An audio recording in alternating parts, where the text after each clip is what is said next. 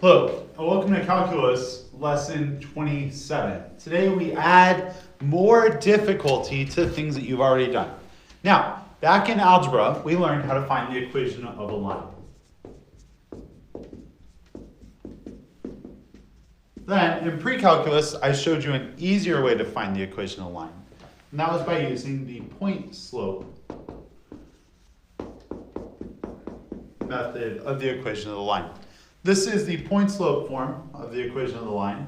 Obviously, your point is x1, y1, and your slope is m. So, what we're going to do now is we're going to use the derivative to find the equation of a tangent line to a function. So let's say we have this function, and I want to find the tangent line at this point. We're going to have the point, which would be x1, y1, and then I'll use the derivative to find the slope of that line. So my slope is dy by dx, and then I'll simply plug them in and solve. So let's get right to it then. We are finding the equation of the line tangent to this curve, y equals x squared minus 4x plus 3, when x equals 3. Now, I can't emphasize this enough. Do not plug in x equals 3 till the very end, okay? So I need the point and I need the derivative. So I'm going to find the derivative first.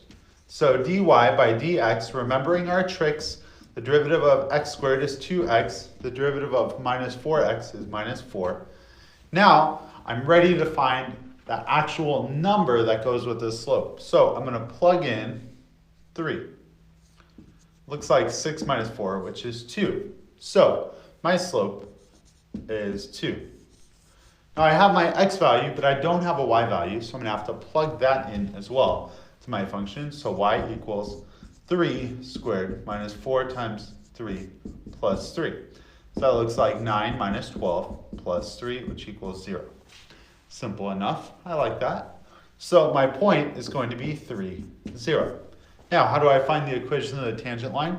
Y minus y1, which is 0, equals the slope 2x minus x1, which is 3. If I want to look a little more intelligent or learned, I would remove the y minus 0, because obviously it's unnecessary. Now, let's try another one. Find the equation of the line tangent to y equals sine of x when x equals pi over 6.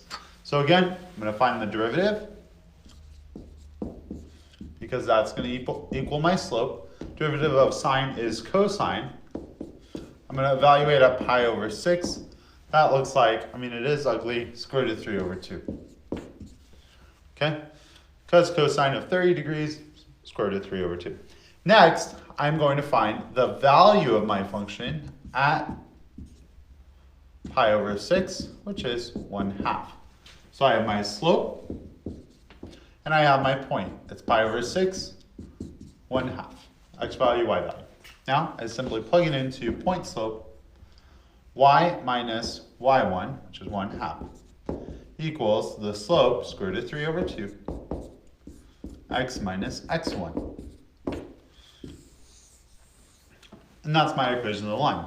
Simple enough, if I may. The next thing we're going to do is we're going to take higher order derivatives. So what's really cool is that we can take more than just the first derivative.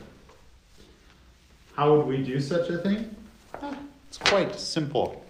So suppose I have a function y equals 3u to the 5th. And they want me to find the second derivative. Well, the way I'm going to do that is I'm going to take the first derivative, so dy by dx, which is 15u to the 4th, right? Bring down the number and subtract 1.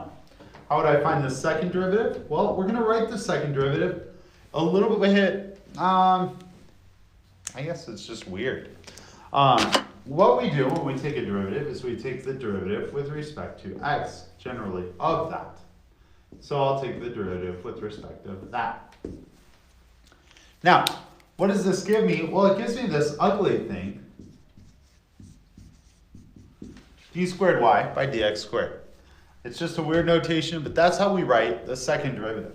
And that equals the derivative of this, which doesn't surprise us. 4 times 5 is going to be 60u cubed.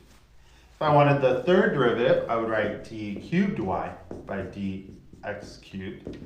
And if I wanted to take the third derivative of that, simple enough, 180u squared, and so on. And so that, my friends, is problem set 27.